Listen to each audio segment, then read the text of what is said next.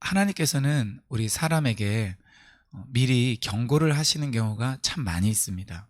그리고 선지자들을 통하여서도 아모스서를 보면은 선지자에게 항상 이야기를 하시고 그 일을 행하신다라고 말씀하시죠. 저는 우리가 다 못 알아들어서 그렇지 성경 말씀과 또 우리 가운데 있는 주변의 여러 환경들, 또 하나님의 사람을 통하여서 우리에게 하나님께서 항상 말씀하신다고 믿어요. 그런데 우리가 못 알아듣죠.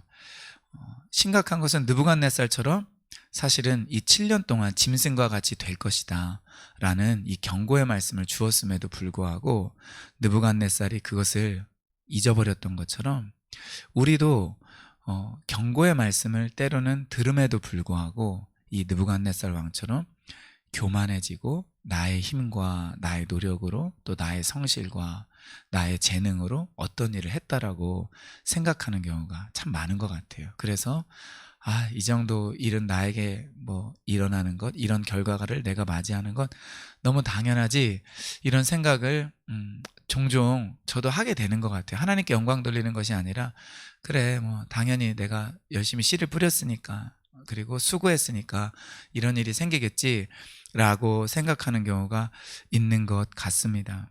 그래서 30절 나와 있는 것처럼 내 능력과 권세로 건설하였다, 내 위엄의 영광을 나타낸 것이 아니냐, 이 바벨론 성은 이렇게 말한다라는 거죠. 그런데 이 말이 왕의 입에 있을 때 하나님께서 소리를 내셔서 나라의 왕위가 너에게서 떠났다라고 말한다라는 거죠.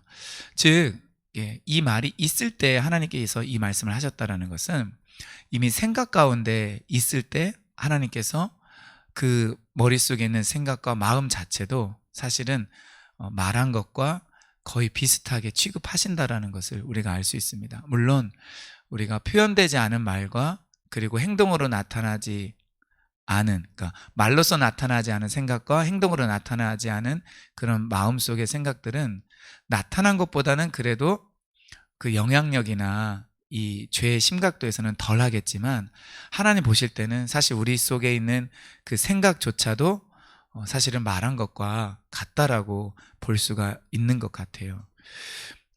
그래서 너의 나라의 왕위가 너에게서 떠났다, 주님이 이렇게 말씀하시고 32절에 나온 것처럼 느부갓네살 왕이 쫓겨나서 들짐승과 같이 살며 소처럼 풀을 먹고 그리고 7대를 그렇게 보냈다라고 이야기를 합니다. 아마 쿠데타가 일어나지 않았을까 그런 생각이 들어요. 그리고 이 왕의 이 총명도 사라져버리고, 그래서 쿠데타이든지 아니면 왕의 총명이 사라졌기 때문에 가치가 없는 왕으로 여겨져서 쫓겨난 것 같아요. 만약에 쿠데타면은 죽을 수도 있었을 텐데 왕이 이렇게 좀 헷가닥 했다가는 것처럼 그런 일이 이제 생기니까 그냥 버려버리지 않았나 이런 생각이 듭니다. 그래서 이 느부갓네살 왕은 이 7년 동안 지내면서 이제 몸도 말이 아니었겠죠. 그 사람이 생각이 나더라고요. 사도행전 읽어보면은 헤로드 왕이 가이사랴에서 연설을 할 때 사람들이 이 소리는 신의 소리가 아니다라고 말할 때 영광을 하나님께 돌리지 아니하였기 때문에 헤롯 같은 경우에는 충이, 그쵸, 그 속에 있는 이 회충이 이 헤롯을 먹어버려서 그냥 바로 그 자리에서 즉사를 하게 됩니다. 그러니까 우리도 이 하나님께 영광을 돌리지 않는다라는 게 이 헤롯의 경우나 이 느부갓네살의 경우를 볼 때 하나님의 그 주권과 통치와 나의 자리를 주신 분이 하나님이시라는 것을 인정하고 그분께 영광을 돌리는 것이 참 어떻게 보면 우리의 생명을 지키는 일이다라는 것을 우리가 생각해 볼 수가 있습니다. 34절에 보면은 기한이 찼다라고 이야기를 합니다. 총명이 자기에게로 돌아왔대요. 그래서 내가 지극히 높으신 이에게 감사하게 되고 영생하시는 이를 찬양하고 경배하였다. 참 34절부터 그 이후에 나와 있는 말씀은 굉장히 성경적이고 우리가 고백해야 될 내용인데 이제 느부갓네살이 정상이 된 것입니다. 그러니까 이것을 봤을 때 하나님께서 총명을 거두어 가신 것 같아요. 그러니까 우리에게 이 총명을 주시는 분도, 그러니까 우리가 사람이 머리가 막 빨리 잘 돌아가고 그리고 어떤 상황 속에서 판단력과 지혜가 생기고 그리고 내가 앞으로 인생의 계획을 어떻게 세워서 어떻게 해야 될지, 이것이 하나님을 위한 것이든 아니면 나 자신을 위한 것이든 이런 총명이 우리에게 있는 것도 역시 하나님께서 그것을 우리에게 허락하시기 때문에 가능한 일입니다. 그래서 나에게 이 총명 주신 하나님을 인정하고 우리가 그 하나님께 우리의 인생의 주권을 맡기며 따라가는 것이 정말 중요하고 필요한 일인 것 같습니다.